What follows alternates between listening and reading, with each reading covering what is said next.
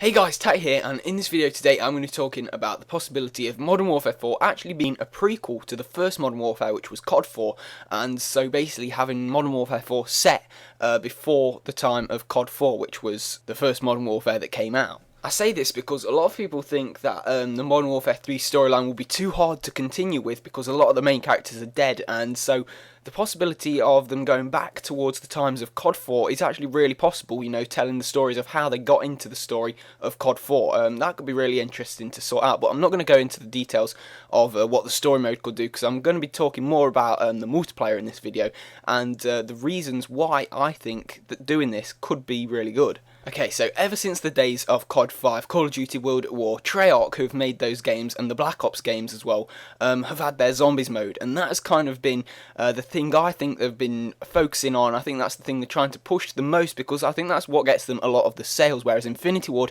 who make the Modern Warfare series, they haven't got anything like that. They've got multiplayer and single player.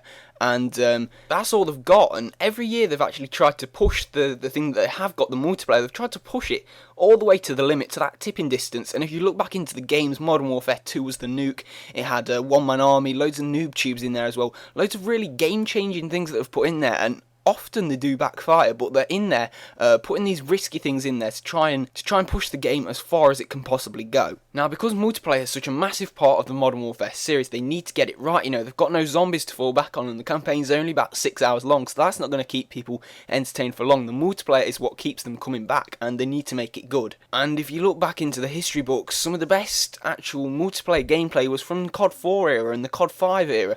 Those multiplayers were absolutely awesome, and I think the thing that's changed is the map size. I think ultimately that is what is the difference between those games back in the past and the games right now. Now, of course, gun balancing is probably something that Infinity Ward have most famously got wrong, I guess. The noob tubes were just a stupid idea in Modern Warfare 2, and if you look back then, there's pretty much one gun, you know, the ACR, the PP90M1 or whatever it was in Modern Warfare 3, and even in some of Treyarch's old games, you know, the AK-74U or whatever it was called in Black Ops, and the MP40 in COD 5 as well. You know, there's plenty of overpowered guns, and they were the ones that the majority of people would use because they were just so overpowered. The thing Treyarch have done this year with Black Ops 2 really, really well is actually gun balancing. There's no real standout weapons, and I think if they could kind of balance the guns in Modern Warfare 4 as well as Black Ops 2 have, but put them into the kind of feel of the game from COD 4 or COD 5, then I think they're onto some kind of winning formula. You know, they've got to throw in some risks in there as well to try and, you know, be outrageous as they do, get people talking, throw a nuke in there or something.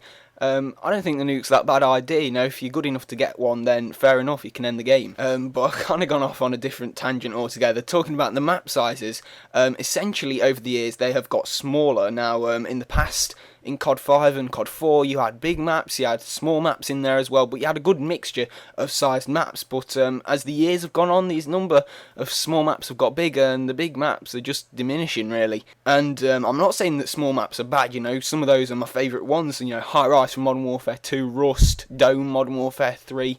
This year you've got Hijacked, I really like that map as well, but I think you need a good mix of maps, good mix of size of maps and settings of maps, everything in there, because Call of Duty is basically known for its fast-paced action, and so the small maps are definitely great for that, but I think you just need to go kind of like take a step back, a leaf out of the old games books, and get a good mix of maps in there. Anyway, so that's what I think. If they do a prequel to COD 4, that would be the perfect excuse to go back to the old kind of style of maps where they're a lot bigger and, you know, you've still got small maps in there. I'm not hating on small maps at all, they're my favourite maps, but I just think the maps these days have just got a little bit too samey. But if you guys think any different, then do comment below, leave this video a quick like, it's really appreciated. Subscribe for plenty more Modern Warfare 4 news, it's all on my channel. I think I've got 8 videos up there at the minute, I've got some on the screen right now, so just click on one of those and that'll take you over to one of them. Thank you very much for watching, guys, and have a great day.